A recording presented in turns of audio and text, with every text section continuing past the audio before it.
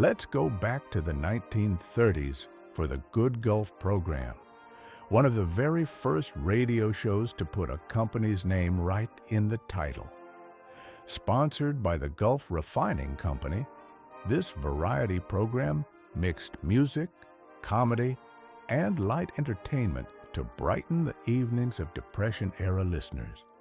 Though few recordings survive today, it stands as an early example of how radio and advertising joined forces to shape American broadcasting.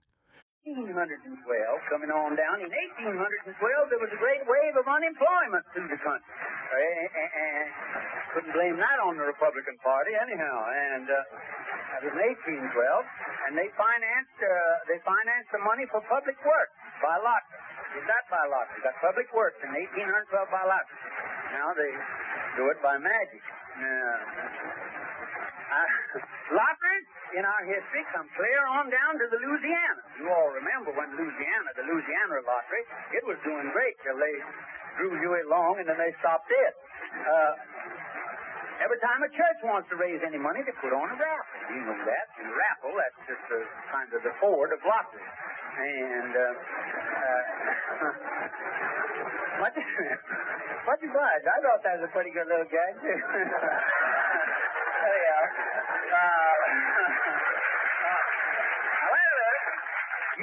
Millions of dollars was bet yesterday on the Kentucky Derby, and there's just hundreds and hundreds and hundreds of millions goes out of this country every year to foreign lotteries. Now, here's my plan.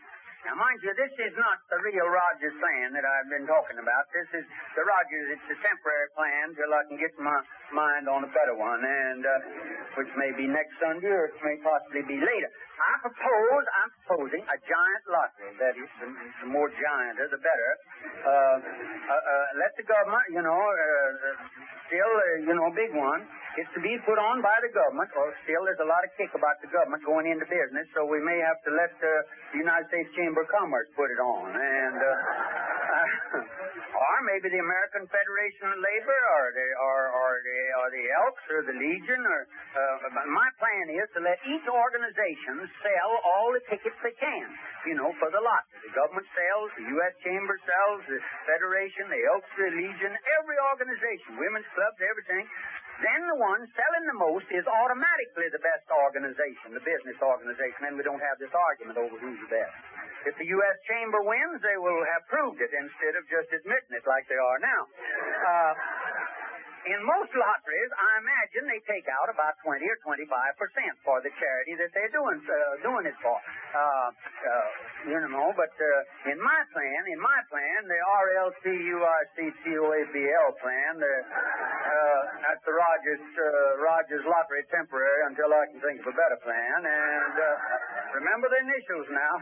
RLCURCCOAB plan, Rogers Lottery temporary emergency plan until I can think of a better one. I take 50% of the whole fund.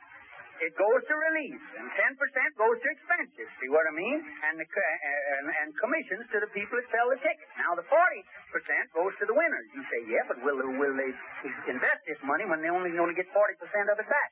Certainly, because they don't know, the winners, the losers wasn't going to get anything, and the winners ought to be tickled to get that much back. And they don't know whether they're going to win or not, anyhow. And all this money is to go to pay for all relief. Now, mine, it does away with all this relief money they spend, and this replaces all of the all relief. And all things of a charitable nature, anything that we got, that's by charity.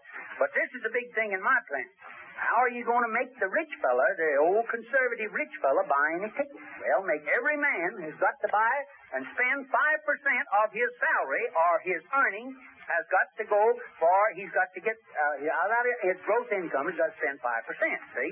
If he makes $100,000 a year, he's got to buy $5,000 worth of tickets. If he makes $1 million, he's got to buy $50,000 worth of tickets.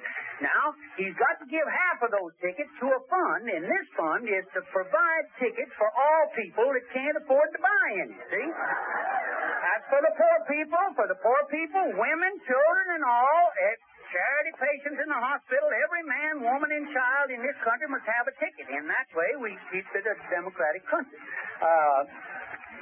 You see, according to my plan, you make you make the moneyed entrants pay for the less fortunate. It's the only plan that a rich man won't kick on, for he still is holding thousands of tickets of his own. You see what I mean? After you give up half of them, you can always get money out of a rich guy if you can show him where there's a chance that he's liable to bring something home with him, you know?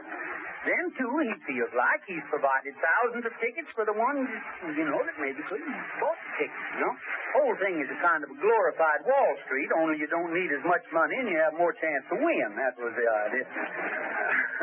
Now, here's another new angle to my plan. Don't make the lottery on a horse race. I propose that the real big lottery be made on our national election. See, on the presidential election, which is about, it's about to die out on account of interest anyway, I don't know, we just losing interest from them. You see, our two national parties have got to a point where there's no difference in them anyhow. You can't tell a Democrat, well, whatever one will promise, the other will see them and then raise them. And then if there's a third party, it adds up what the other two have promised, and it'll promise as much as both of them combined.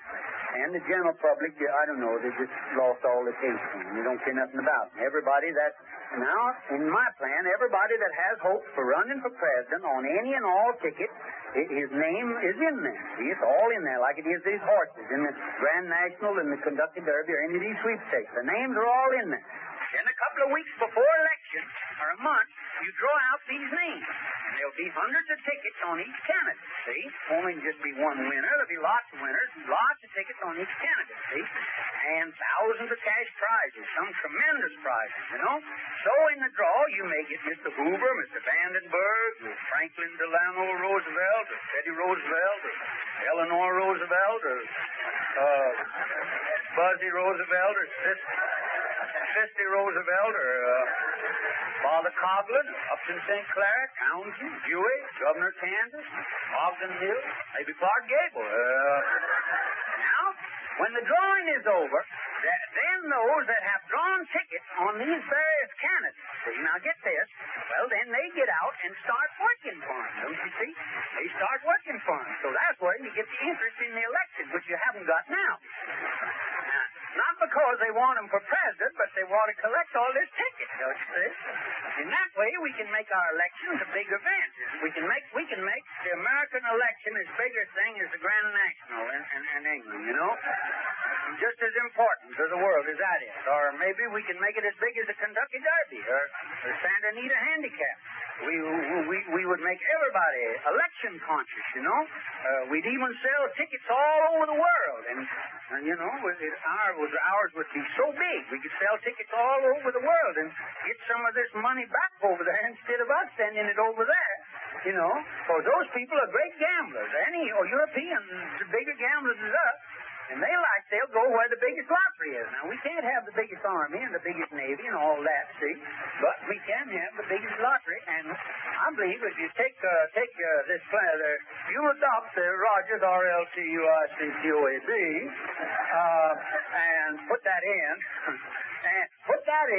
and put on the biggest lottery has ever been, I believe we're going to get our debts back. That's what I think, because if they send $1 over and we nick 60 cents out of it, we're going to make some money out of it. Well,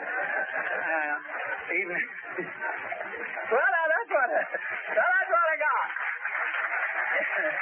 Now, I've looked over. I got a minute here before this guy's got to blow this horn or this thing up.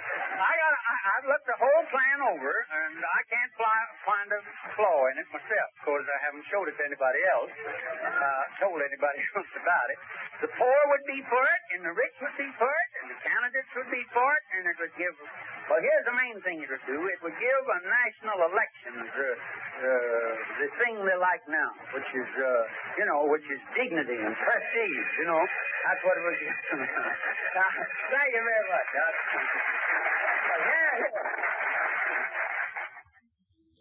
Well, folks, that's all for this episode here on Randy's Old Time Radio Shows.